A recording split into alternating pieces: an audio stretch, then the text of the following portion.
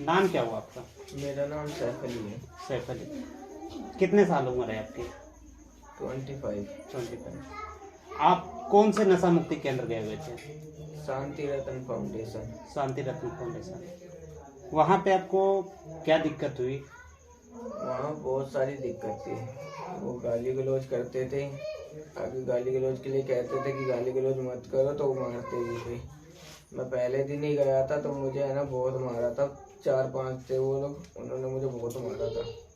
पहले दिन ही बहुत मारा था। उसके बाद भी कोई भी स्टाफ का ऊपर आता था तो गाली गलौज से ही बात करता था, और हम लोग कहते थे कि गाली गलौज मत दो भाई, गाली मत दिया करो, ये अच्छी नहीं लगती है, तो फिर ये मारते थे। नशे में सुधारने के लिए आपको क्या करता था? कोई कुछ नहीं सुधारने के लिए करते थे, ये तो और कहते थे कि हम तो तुम्हें और है ना इतना दबाव देते हैं, इतना काम इसलिए करवाते हैं कि तुम लोग घर जाके है ना अपने घर वालों पे गुस्सा करो, और घर वालों को गुस्सा दिखा के तुम और नशा करो और तुम्हारे घर वाले दोबारा यहाँ भेजे, इससे हमारा कारोबार बढ़ेगा, ऐसा बोलते थे ये लोग मुँह पे। आपको चोट कैसे लगी? मारा था मेरे को।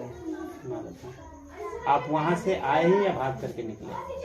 मैं ज़्यादा ही परेशान हो रहा था वहाँ पे। मैं क्या, वहाँ जितने भी लोग रहते हैं सब परेशान हो रहे हैं। मैं ना बहुत ज़्यादा परेशान हो चुका था उनसे, क्योंकि कभी भी है ना गाली गलौज से बात करते थे और मारते थे। इसलिए मैं अपनी जान बचाने के चक्कर में मैंने है ना जैसे तैसे है ना मुझे मौका मिला, मैं वैसे निकल के आ गया मैं वहाँ से। मार पिटाई से आपको चोट लगी है? हाँ, चोट लगी है मुझे बहुत। मेरे पूरे शरीर में है ना घूसे लात बहुत मारा मुझे, घूसे लात करके। मेरे दवाई जब मुझे मारा था शुरुआत में तो मैंने बोला था, 1 हफ्ते बाद मेरे दर्द उठता था बहुत, तो मैंने बोला था कि भाई मेरे दर्द हो रहा, दवाई दे दो। रोज दवाई लिखवाता था, ना दवाई आती थी ना कुछ। ऊपर से 2-2 3-3 घंटे है ना पनिशमेंट देते थे, घुटने पे बैठा के हाथ ऊपर करवा के 2-2 3-3 घंटे तक बोलते थे कर। बर्तन धुलवाते थे, बहुत सारे बर्तन धुलवाते थे, 30-40 लोगों के बर्तन धुलवाते थे। उसके बाद कहते थे कि झाड़ू भी करेगा, पोछा भी करेगा, कुत्ते की टट्टी पड़ी रहती थी वो सब भी साफ करवाते थे। उस चीज़ के लिए मना करता था कि भाई हमारे घर वालों ने ये सब करने तो ना भेजा, तो मारते थे, गाली देते थे। कोई बॉडी चेकअप के लिए अभी तक में आपका कितनी बार बॉडी चेकअप हुआ वहाँ पे? बॉडी चेकअप नहीं हुआ कभी भी। कोई बॉडी चेकअप नहीं? कोई कुछ नहीं। सवेरे का रूटीन क्या था आपका? सवेरे का रूटीन था, सुबह 6:30 बजे उठा देते थे। उठाने के बाद फिर योगा सेशन लगता था। योगा है ना होने के बाद फिर वही झाड़ू पोछा जो काम देते थे वो करता था। झाड़ू भी करना पड़ता था, पोछा भी, बर्तन भी धोना, ये सब करवाते थे। उसके बाद फिर खाने में इतना बुरा खाना आता था, खाया नहीं जा सकता था, बिल्कुल पानी वाली दलिया, ना उसमें चीनी ना कुछ। दोपहर में दाल चावल, दाल में ना नमक ना मसाला ना कुछ, ऐसे ही खाना भेजते थे जो खाया भी नहीं जाता था। फिर शाम को वही सब्जी रोटी, वो भी कोई रोटी ज़्यादा मांग ले तो उसे गाली देते थे कि तू ज़्यादा मांग सकता है, अपने मन से खिलाते थे। रात को फिर सोने की व्यवस्था? शाम को चाय और रात को वही फिर रोटी सब्जी। रात को सोने की व्यवस्था? सोने की व्यवस्था कुछ नहीं, बस ऐसी है, बेड बना रखे हैं, उस पर फोम से डाल रखे हैं, पतले फोम है वो, उस पर वो डाल रखे। जो इसके साथ में हुआ है ये मैं पहली बार देख रही हूँ।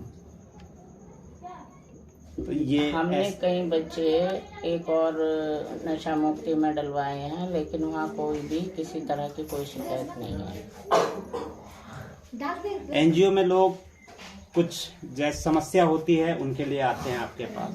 आपके पास इनकी माँ आई थी समस्या लेकर के, आपने इन्हें नशा मुक्ति केंद्र भेजने की सलाह दी? मैंने सलाह नहीं दी, इन्होंने मेरे से पूछा कि नशा मुक्ति बताओ कौन सा ठीक रहेगा, सरकारी बता दो। मैंने बोला सरकारी में तो देखो मुझे इतनी जानकारी नहीं है, लेकिन प्राइवेट हमारे एक दोस्त हैं, उनका है, उनसे घर जैसी बात है, अगर वहाँ डालना चाहती हूँ वहाँ डाल लो।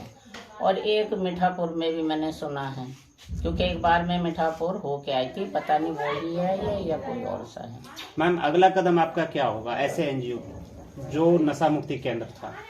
अगला कदम यही होना चाहिए कि इसके खिलाफ कार्रवाई होनी चाहिए। किस तरह से बच्चों को सुधार करने के लिए डाला जाता है नशा मुक्ति में, और वहाँ पे बच्चों के साथ में गलत व्यवहार होते हैं, तो ऐसा तो ठीक नहीं है।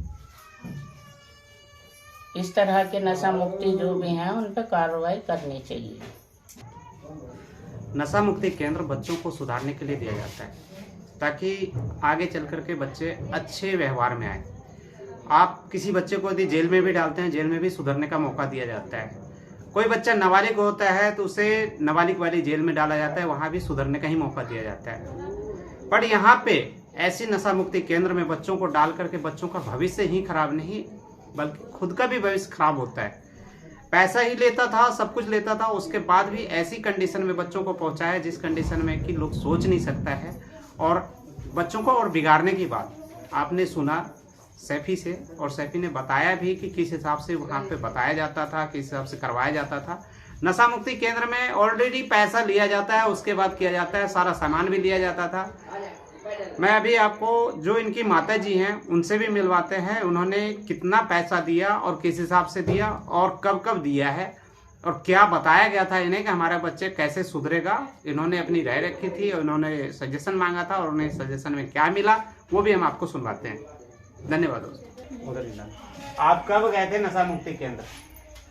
नशा मुक्ति केंद्र गए थे, ये 6 तारीख जो आए ना, तो 2 महीना हुए नशा मुक्ति के अंदर। मैं एनजीओ वाली मैडम के पास गए थे, तो मैं बोले कि बच्चा मेरा जेल से आया तो नशा करने लगा, खाना देते हैं, खाना नहीं खाता है, पड़ा रहता है और खाना नहीं खाता है, जब उठाते हैं तो खरीद सर। और के बाद दोबारा फिर बुलाए, तब गए तो हम बोले इनका तारीख पड़ेगा। आपका नाम क्या हुआ? मेरा नाम हुआ मोहम्मद अजीज। आप सैफ अली के कौन लगते हैं? मैं सैफ अली का छोटा जीजा हूँ।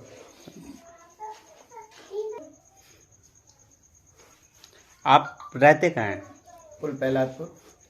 तो ये सैफ अली आपके साथ रहता है? जी हाँ, हम सब एक ही साथ रहते हैं। एक ही साथ रहते हैं जी। फिर ये नशे का जब नशा मुक्ति केंद्र वाले ले गए इन्हें जी, तो आपने अभी तक में क्या क्या दिया? मैंने दिया जी 15 किलो तो वो दिया जी चीनी और पूरा सामान 20 किलो चावल, 20 किलो चावल दिया, नहाने धोने का पूरा सामान था, राशन का पूरा सामान था। 23,000 रुपये दिए।